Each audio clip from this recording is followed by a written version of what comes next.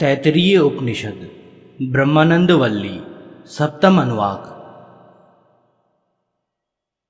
सूक्ष्म और स्थूल रूप में प्रकट होने से पहले यह जड़ चेतनमय संपूर्ण जगत असत अर्थात अव्यक्त रूप में ही था।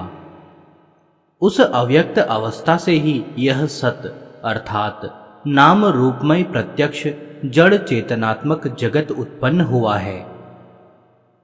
परमात्मा ने अपने को स्वयं ही इस जड़ चेतनात्मक जगत के रूप में बनाया है, इसलिए उसका नाम सुकृत अर्थात अपने आप बने हुए है।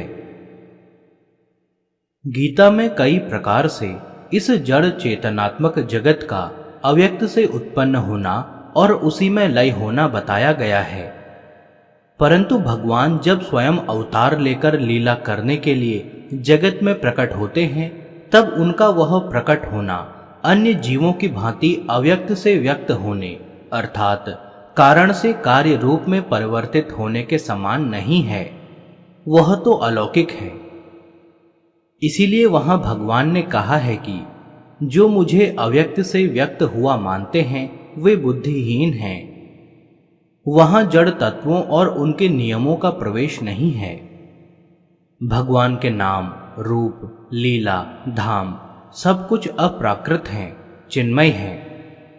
उनके जन्म कर्म दिव्य हैं। भगवान के प्राकट्य का रहस्य बड़े बड़े देवता और महर्षि लोग भी नहीं जानते। ये जो ऊपर के वर्णन में सुकृत नाम से कहे गए हैं वे परब्रह्म परमात्मा सचमुच रस स्वरूप आनंदमय हैं। ये ही वास्तविक आनंद हैं, क्योंकि अनादिकाल से जन्म मृत्यु रूप घोर दुख का अनुभव करने वाला यह जीवात्मा इन रसमय परब्रह्म को पाकर ही आनंद युक्त होता है। जब तक इन परम प्राप्य आनंद स्वरूप परमेश्वर से इनका संयोग नहीं हो जाता तब तक इसे किसी भी स्थिति में पूर्णानंद नित्यानंद अखंडानंद नहीं मिल सकता। इसी से उन वास्तविक आनंद स्वरूप परमात्मा का अस्तित्व निःसंदेह सिद्ध होता है, क्योंकि यदि ये आकाश की भांति व्यापक आनंद स्वरूप परमात्मा नहीं होते तो कौन जीवित रह सकता और कौन प्राणों की क्रिया हिलना डुलना आदि कर सकता। अर्थात समस्त प्राणी सुख स्वरूप परमात्मा के ही सहारे जीते और हलन चलन आदि चेष्टा करते हैं। इतना ही नहीं, सबके जीवन निर्वाह की सब प्रकार से सुव्यवस्था करने वाले भी वे ही हैं। अन्यथा इस जगत की समस्त भौतिक क्रिया जो नियमित और व्यवस्थित रूप से चल रही है कैसे हो सकती। अतः मनुष्य को यह भलीभांति विश्वास करना चाहिए कि इस जगत के कर्ता धर्ता परब्रह्म परमेश्वर अवश्य हैं तथा निःसंदेह ये परमात्मा ही सबको आनंद प्रदान करते हैं। जब आनंद स्वरूप एकमात्र परमात्मा ही है तब दूसरा कौन आनंद दे सकता है, क्योंकि उन परब्रह्म परमेश्वर को पाने की अभिलाषा रखने वाला यह जीव जब कभी देखने में न आने वाले, बतलाने में न आने वाले और किसी के आश्रित न रहने वाले शरीर रहित परब्रह्म परमात्मा में निर्भय अविचल स्थिति लाभ करता है, उस समय वह निर्भय पद को प्राप्त हो जाता है, सदा के लिए भय एवं शोक से रहित हो जाता है।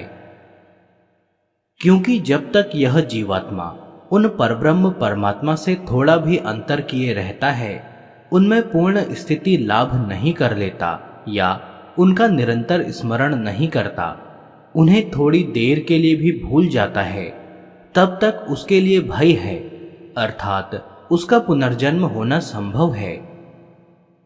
क्योंकि जिस समय उसकी परमात्मा में स्थिति नहीं है वह भगवान को भूला हुआ है, उसी समय यदि उसकी मृत्यु हो गई तो फिर उसका अंतिम संस्कार के अनुसार जन्म होना निश्चित है।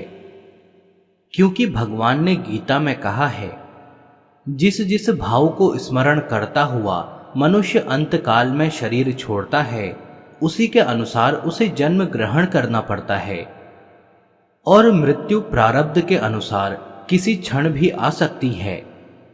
इसीलिए योग भ्रष्ट का पुनर्जन्म होने की बात गीता में कही गई है। जब तक परमात्मा में पूर्ण स्थिति नहीं हो जाती अथवा जब तक भगवान का निरंतर स्मरण नहीं होता, तब तक यह पुनर्जन्म का भय, जन्म मृत्यु का भय सभी के लिए बना हुआ है।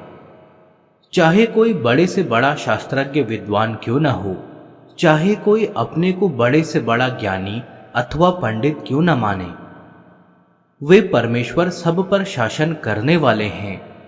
उन्हीं की शासन शक्ति से जगत की सारी व्यवस्था नियमित रूप से चल रही है।